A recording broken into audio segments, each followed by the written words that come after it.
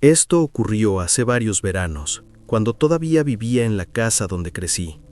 Tenía 17 años, y aunque en ese momento no lo sabía, esa edad exacta en la que uno cree entender el mundo, pero en realidad está a punto de descubrir que no entiende absolutamente nada. Mis padres eran personas de rutina, gente de hábitos firmes, casi inquebrantables, siempre en casa, siempre pendientes de cada detalle, cada puerta cerrada, cada luz apagada. Por eso, cuando un fin de semana cualquiera me dijeron que se irían de viaje, sin mí, algo no encajó. No era normal, no lo había sido nunca.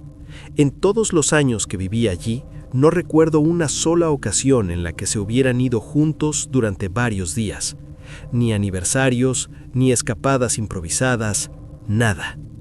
Así que cuando cerraron la puerta y el sonido del coche se perdió al final de la calle, la casa quedó en silencio. Un silencio distinto. No el silencio nocturno habitual, sino uno más amplio, más profundo. Como si el lugar hubiera exhalado lentamente y se hubiera quedado conteniendo el aliento. Recuerdo pensar, esto no vuelve a pasar. Y como cualquier adolescente con demasiado tiempo y muy poca previsión, decidí aprovecharlo. Invité a MJ, mi novia de ese entonces, a pasar el fin de semana conmigo. MJ era intensa, tenía una energía difícil de explicar, una mezcla de curiosidad, picardía y ese tipo de confianza que te empuja a hacer cosas que normalmente no harías. Con ella, todo se sentía un poco más vivo, un poco más peligroso, un poco fuera de control. Admito que eso fue parte del problema entre nosotros, pero en ese momento, eso era exactamente lo que me atraía. La primera noche fue tranquila. Comimos, vimos una película, hablamos de cosas sin importancia. Pero cuando cayó la noche de verdad, cuando el cielo se oscureció por completo, todo cambió. Salimos al patio trasero y ahí estaba la piscina, climatizada, iluminada desde adentro. El agua brillaba suavemente, como si alguien hubiera encendido una luz azul bajo la superficie. MJ se quedó mirándola y supe, incluso antes de que dijera una palabra, lo que estaba pensando. Sus ojos se iluminaron, no con ternura, con travesura. «Deberíamos nadar», dijo primero. Asentí, nada raro en eso.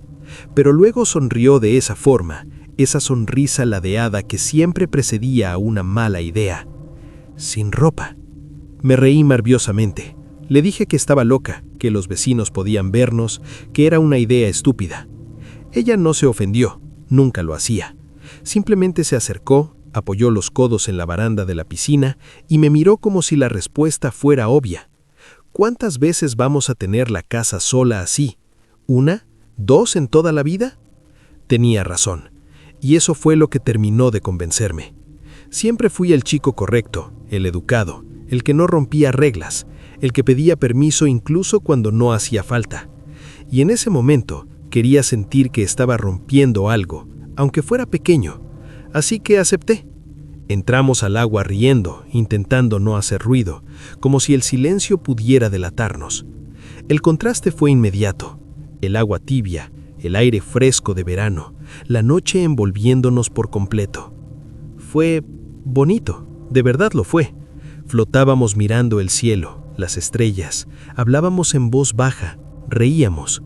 Por un momento, el mundo parecía reducido solo a eso, a la piscina, a la noche, a nosotros. Pero había algo más. La casa.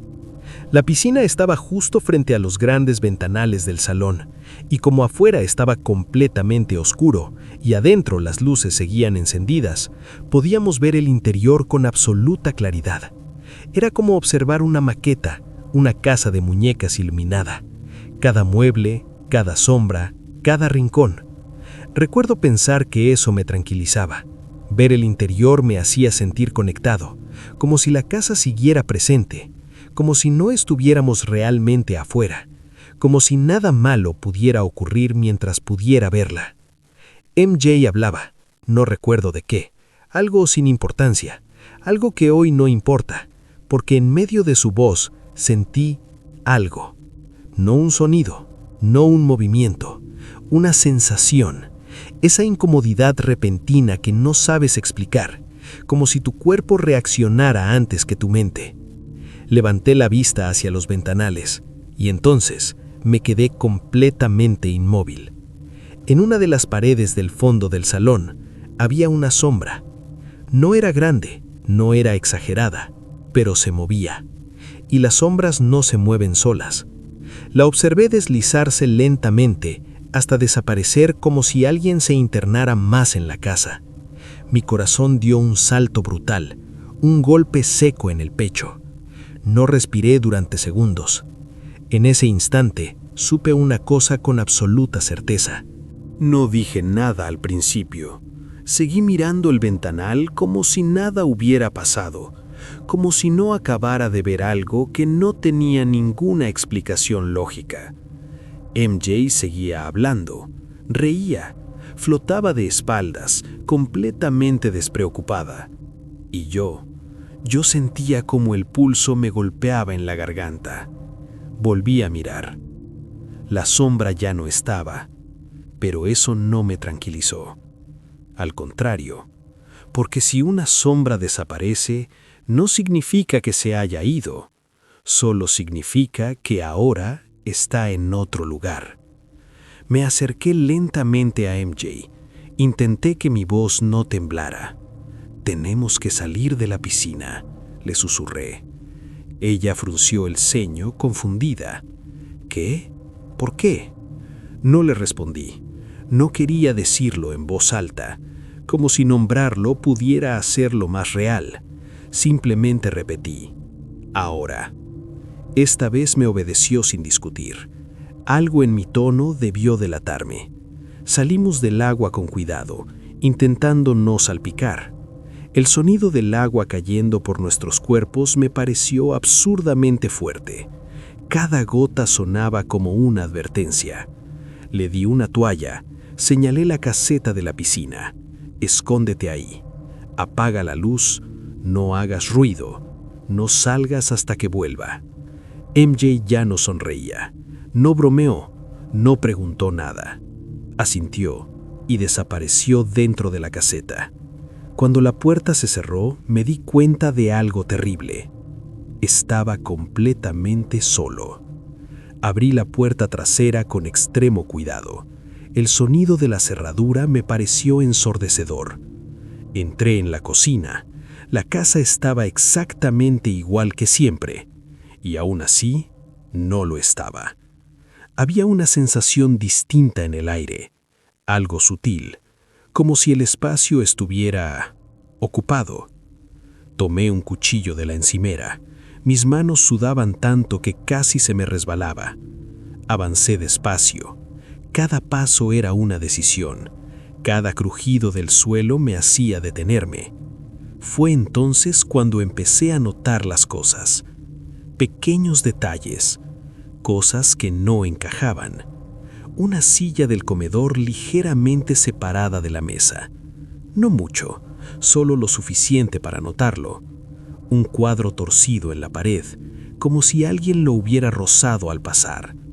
Una taza sobre la encimera, una taza que yo no había usado.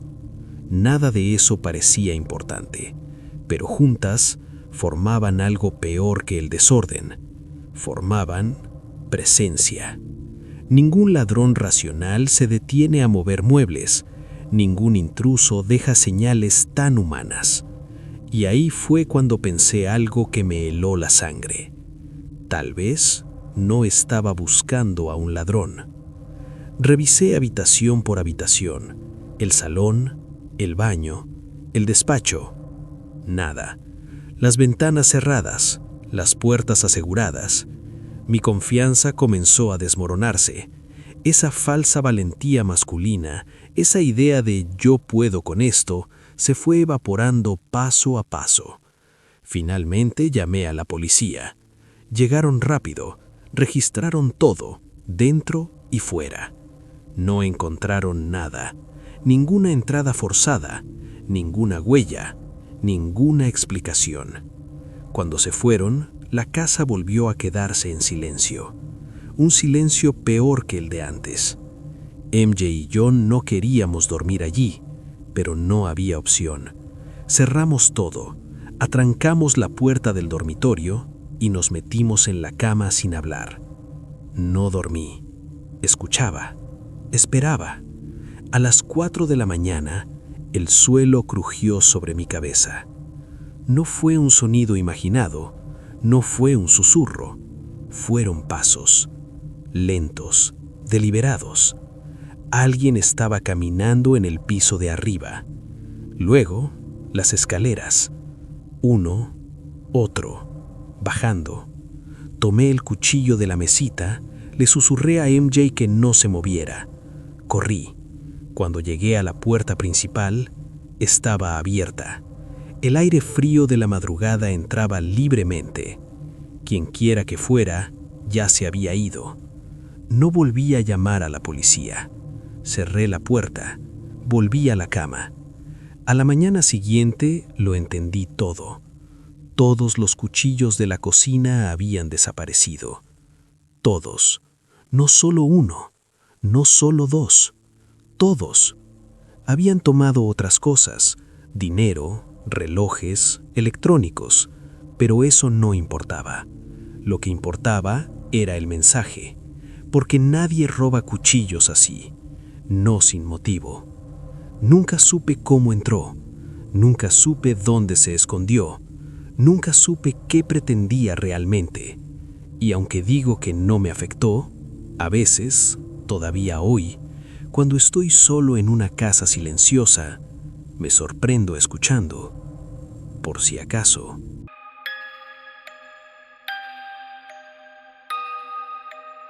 Esto ocurrió hace 2 veranos, cuando todavía estaba con Amanda. Durante mucho tiempo no conté esta historia, no porque fuera vergonzosa, sino porque me daba miedo exponerla.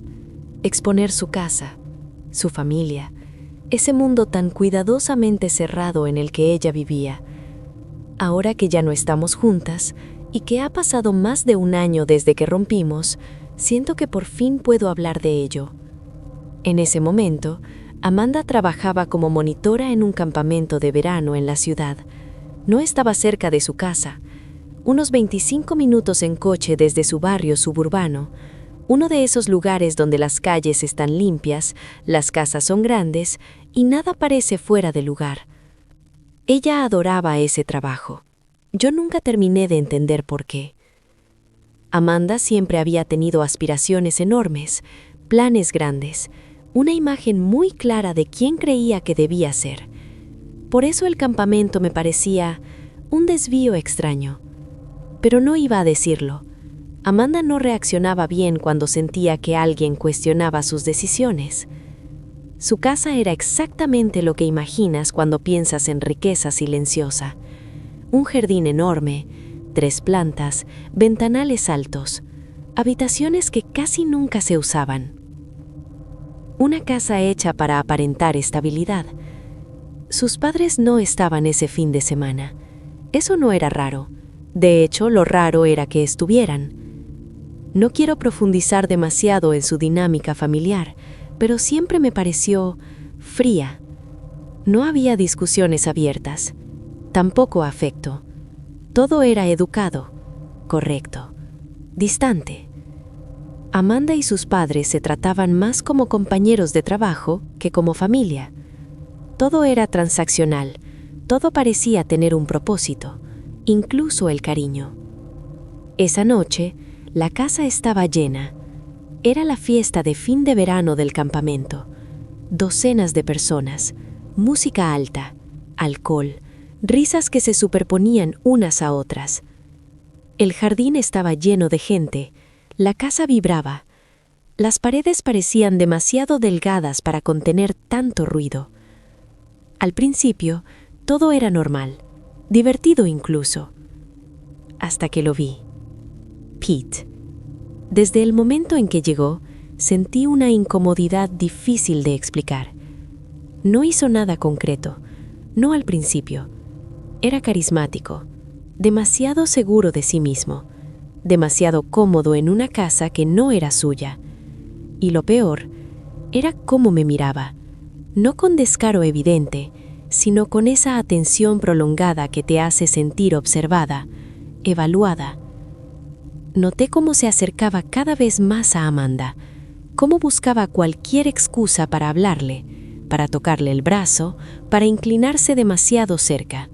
Y ella no lo detenía. No parecía incómoda, pero tampoco parecía consciente. Eso me dolió más de lo que quería admitir.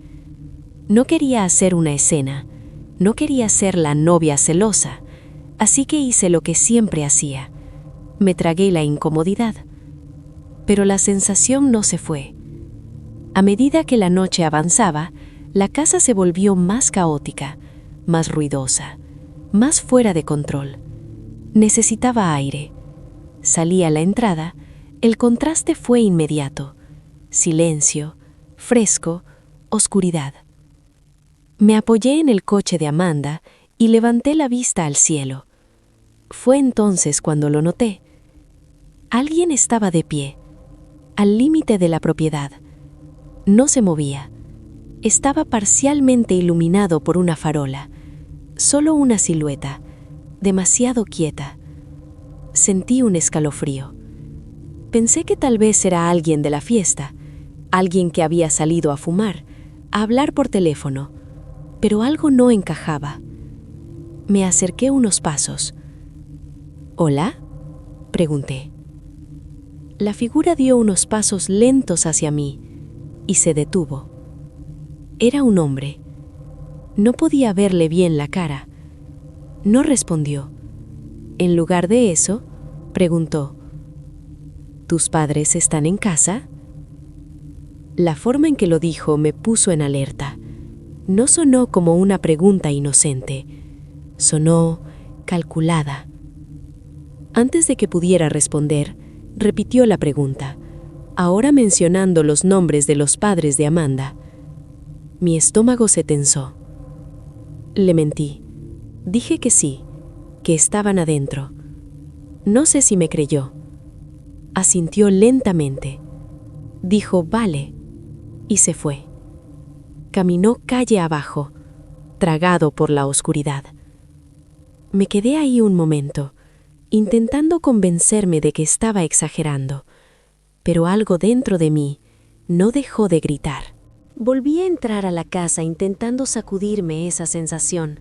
Me repetía que solo estaba paranoica, que era una fiesta grande, que la noche hacía que todo pareciera más siniestro de lo que era, pero la incomodidad se me quedó pegada a la piel. Busqué a Amanda entre la gente. La encontré en la cocina, riéndose con Pete y otros 2 compañeros del campamento. Tenía una bebida en la mano. Estaba relajada, ajena.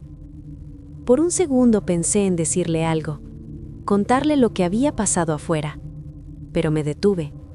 No quería arruinarle la noche. No quería que me mirara con esa expresión que ya conocía bien, la de «estás exagerando». Así que me quedé callada. El tiempo pasó raro, fragmentado. Recuerdo música fuerte, gente entrando y saliendo, botellas vacías acumulándose en la mesa, risas que ya no sonaban tan alegres, sino forzadas, pesadas. Cerca de la 1 de la mañana, muchos empezaron a irse. Yo estaba cansada, no solo físicamente, cansada por dentro. Subí al 2.º piso para ir al baño. El pasillo estaba casi a oscuras. Solo una lámpara pequeña al fondo. Mientras caminaba sentí algo extraño, una sensación de invasión, como cuando sabes que algo no está donde debería estar, aunque todavía no pueda señalar qué es. Entré al dormitorio de Amanda. La puerta estaba entreabierta. Eso ya era raro. Ella era obsesiva con cerrar puertas. Encendí la luz y lo vi. Los cajones del escritorio estaban abiertos. La caja donde guardaba joyas, vacía. El portátil no estaba. Sentí cómo el corazón me golpeaba en el pecho. Durante un segundo pensé que tal vez ella había movido las cosas, que había una explicación simple. Pero entonces vi el armario. Las puertas abiertas, ropa revuelta. No era desorden normal, era búsqueda. Alguien había estado ahí. Me quedé quieta, escuchando. La música seguía sonando abajo. Risas, voces. Nadie parecía haberse dado cuenta de nada. Bajé las escaleras casi corriendo. Busqué a Amanda. Cuando le dije que alguien había entrado a su habitación, su expresión cambió por completo. Subimos juntas. El silencio del pasillo ahora era insoportable. Confirmó lo que yo ya sabía. Faltaban cosas importantes. La fiesta se apagó de golpe. Alguien llamó a la policía. Otros se fueron sin decir nada. La casa, que horas antes estaba llena de vida, quedó vacía, hueca. Los policías hicieron preguntas, tomaron notas, miraron alrededor. Dijeron que probablemente alguien de la fiesta había aprovechado el caos. Eso me heló la sangre, porque yo sabía que no era solo eso. Yo había visto a alguien antes, alguien que sabía nombres, alguien que preguntó por los padres. Pero cuando lo mencioné, las miradas cambiaron. Escepticismo, duda. Incluso Pete hizo un comentario sarcástico, algo sobre películas de terror. Me sentí pequeña, insegura. Esa noche casi no dormí.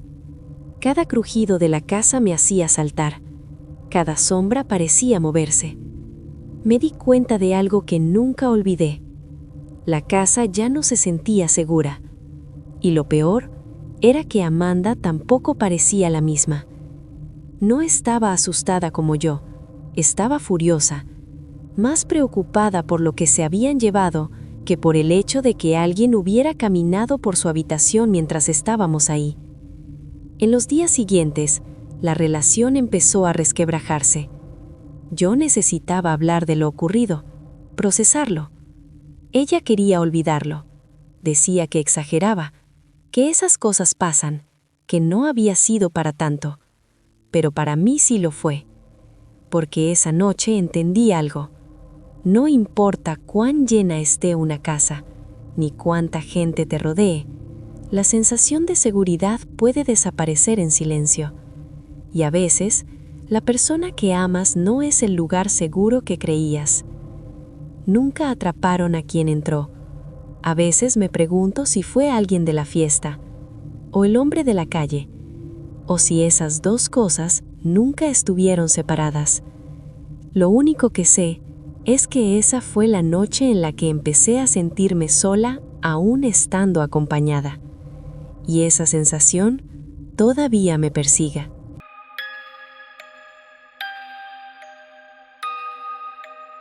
Esto pasó el año pasado, durante el fin de semana de Holly Bash.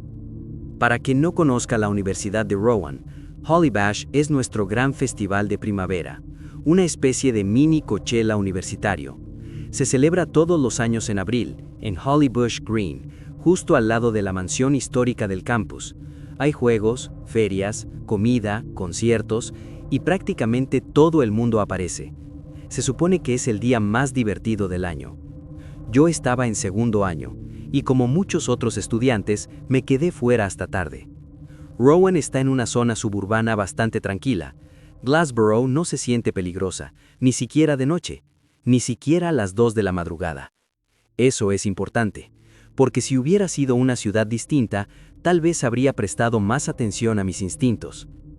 Esa noche, alrededor de las 2:30, salí del dormitorio de un amigo y empecé a caminar de vuelta a Chestnut Hall. Iba solo, pero no me preocupaba.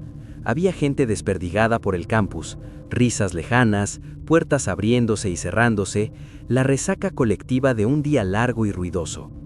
No sabía, y esto lo supe después, que alrededor de las 12:30, un grupo de personas enmascaradas había estado recorriendo el campus.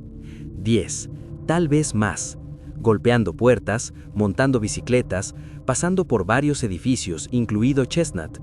La gente estaba publicando sobre ello en redes mientras ocurría. Mensajes confusos, fotos borrosas, advertencias. Yo no vi nada de eso. Solo quería llegar a mi dormitorio. Deslicé mi tarjeta. Entré al edificio. El vestíbulo estaba en silencio.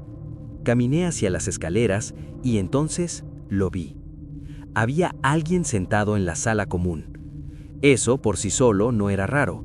Es una residencia universitaria, siempre hay alguien abierto. Pero algo no encajaba. El chico llevaba una máscara. No una mascarilla médica, no algo improvisado.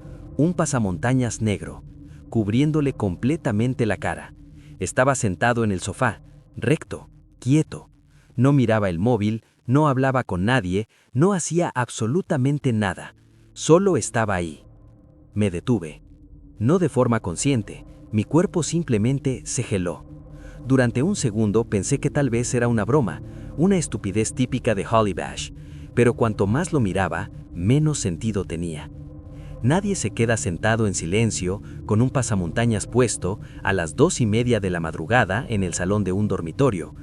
Sentí como algo se me cerraba en el pecho, y entonces ocurrió. El chico se levantó del sofá de un solo movimiento y se giró hacia mí. No dijo nada. No necesitó hacerlo. Corrí. No pensé. No dudé. Me lancé por el corredor y me metí en el primer baño que encontré.